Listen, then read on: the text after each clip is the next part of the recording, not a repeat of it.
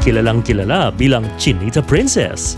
Pero alam niyo bang bago naging isa sa biggest stars sa Pilipinas si Kim Chiu, dumaan muna siya sa hirap, heartbreaks at matinding pressure sa showbiz?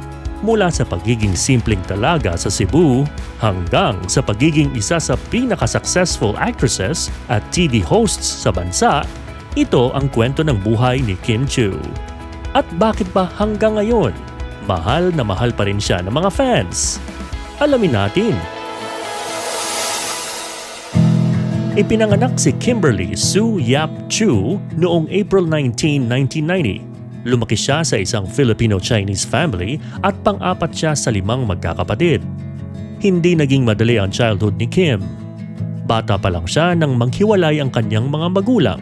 Dahil dito, naranasan niyang lumipat-lipat ng tirahan habang lumalaki. Pero kahit maraming challenges, hindi nawala ang pagiging masayahin at palaban ni Kim. Noong teenager siya, hindi niya akalaing magbabago ang buhay niya dahil lang sa isang audition. At doon na nagsimula ang lahat. Taong 2006 nang sumali si Kim sa Pinoy Big Brother Teen Edition.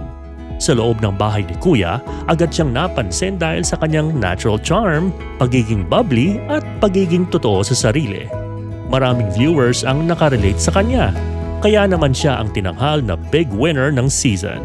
At dito rin, nabuo ang isa sa pinakasikat na love teams noon, ang tambalang Kim Chiu at Gerald Anderson o mas kilalang Kim Emerald.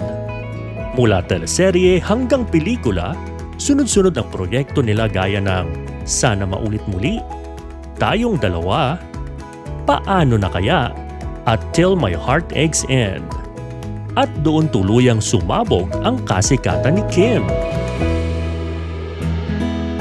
Hindi nagtagal, napatunayan ni Kim na kaya niyang magtagumpay kahit walang ka-love team. Sunod-sunod ang hit teleseries niya tulad ng My Binondo Girl, Ina Kapatid Anak, Ikaw Lamang, at Love Thy Woman. Pati sa pelikula, box office queen din siya.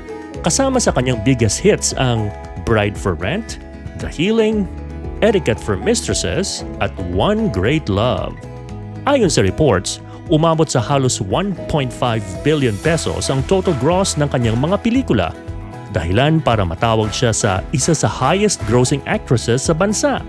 Bukod sa acting, naging singer, performer at TV host din siya. Isa rin siya ngayon sa main host ng noontime show na It's Showtime. Noong 2022, unti-unti binuksan ni Kim ang panibagong chapter ng kanyang buhay. Ito ay ang pagiging isang entrepreneur.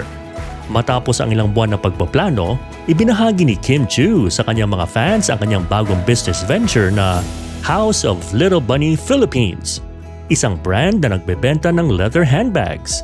Para kay Kim, hindi lang basta negosyo ang kanyang inilunsad. Isa itong pangarap na matagal na niyang binuo.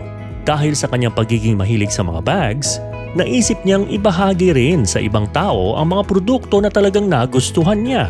Makikita dito na kahit isa na siyang kilalang artista, hindi siya tumigil sa paghahanap ng bagong opportunities.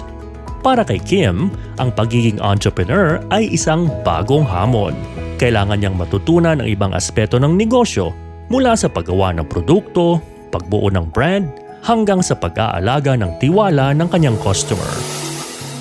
Bukod sa career at negosyo, naging usap-usapan din ang love life ni Kim. Matapos ang tambalan nila ni Gerald Anderson, naging malapit naman siya kay Sian Lim.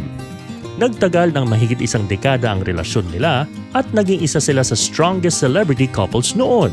Pero noong 2023, kinumpirma nilang naghiwalay na sila. Maraming fans ang nalungkot. Pero pinahanga ni Kim ang publiko dahil sa pagiging matatag niya sa gitna ng heartbreak. Sa halip na magpatalo, mas lalo pa siyang naging busy sa trabaho at mas naging open sa personal growth. Sa kabila ng lahat ng pinagdaanan niya, tuloy-tuloy pa rin ang blessings kay Kim. Noong 2020, kinilala pa siya sa Forbes Asia bilang isa sa pinaka-influential Filipino personalities sa Asia-Pacific region. At hanggang ngayon, active pa rin siya sa TV, movies, endorsements at social media. Isa sa mga latest successful projects niya ay ang seryeng Linlang at ang adaptation ng What's Wrong with Secretary Kim. Noong 2025, pinag-usapan din ang pelikula nila ni Paolo Avellino na My Love Will Make You Disappear. Patunay lang na kahit ilang taon na sa industriya si Kim, relevant at in demand pa rin siya. Narito naman ang ilang fun facts tungkol kay Kim Chiu. Alam niyo ba na fluent siyang magsalita ng Cebuano dialect? Tinawag siyang multimedia idol dahil sa dami niyang talents. Naging model din siya ng Disney Southeast Asia bilang Mulan noong 2015 at meron na siyang mahigit 13 million followers sa Instagram. Mula sa simpleng probinsyana hanggang sa pagiging isa sa biggest stars ng Philippine entertainment industry, tunay ngang inspiring ang journey ni Kim Chiu. Sa kabila ng intriga, heartbreaks at pressure sa showbiz, nananatili siyang matatag, hardworking at minamahal ng marami. Kaya naman hindi nakapagtatakang hanggang ngayon, isa pa rin siya sa pinaka-importanting pangalan sa industriya. Ikaw, ano ang paborito mong Kim Chiu movie or teleserye? I-comment mo lang yan sa baba.